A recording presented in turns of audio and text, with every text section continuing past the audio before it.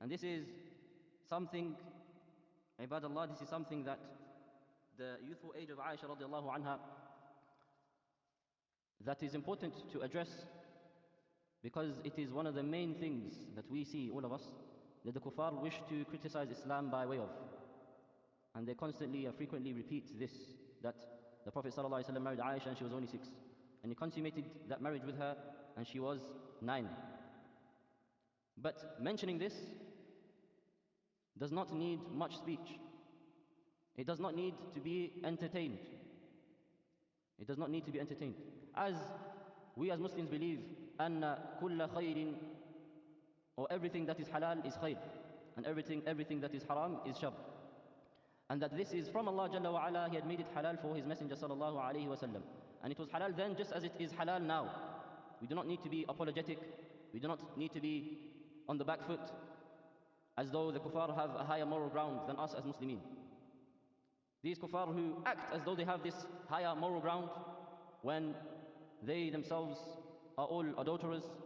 They give birth, all of them, or majority of, if not all of them, the majority of them, to children who are bastards, children who are born out of wedlock, and their daughters of young ages. If you were to look at statistics, you would find the majority, if not all of them, are in primary schools and secondary schools with boyfriends and girlfriends and ending up in teen pregnancies.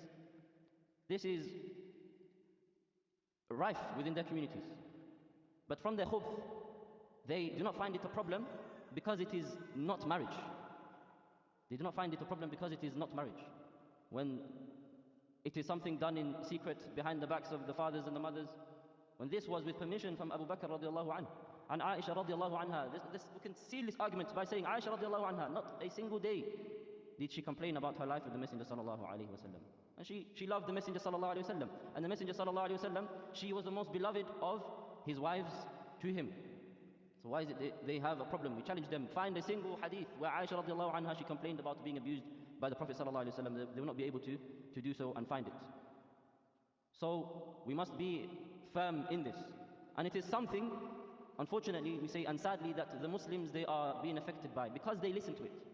Because they hear the argument again and again and again, it's been refuted multiple times.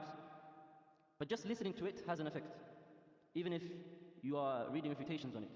It's nonsense. It's a bunch of nonsense.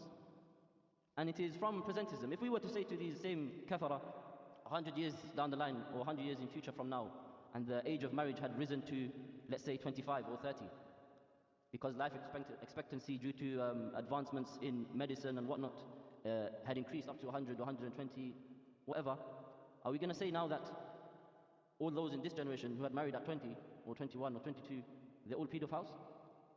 They're not going to do this. And this perhaps a mere 100 years, when the Prophet ﷺ and this marriage to Aisha had occurred 1,440 plus years ago.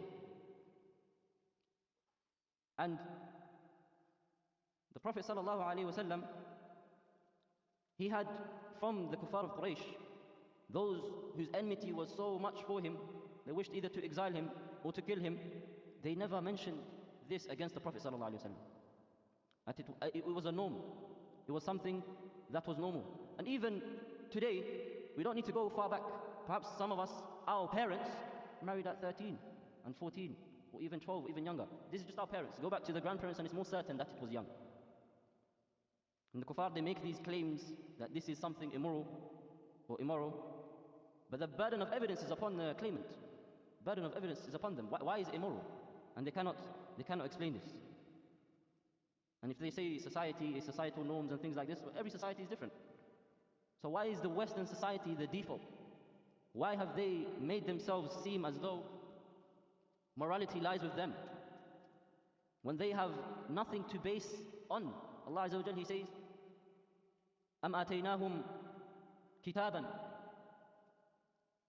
وَمَا آتَيْنَاهُمْ مِنْ كُتُبٍ يَدْرُسُونَهَا وَمَا أَرْسَلْنَا إِلَيْهِمْ قَبْلَكَ مِنْ نَذِيرٍ. We did not give them books that they are studying from. They do not have revelation from Allah Jalla wa Ala. They are basing this holy age of 18 upon. All of this is from their plots in destroying the sanctity and the holiness of marriage.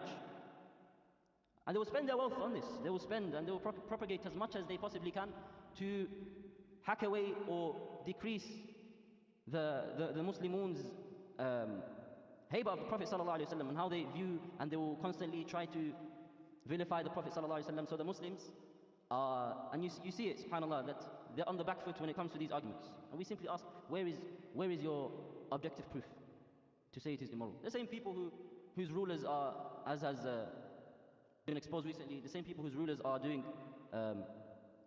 crazy things on the Epstein Island without marriage, with girls getting kidnapped and apparently children being eaten. The same disgusting, vile individuals are telling us about our Messenger sallallahu alaihi wasallam who lived a life of dignity with Aisha radiallahu anha.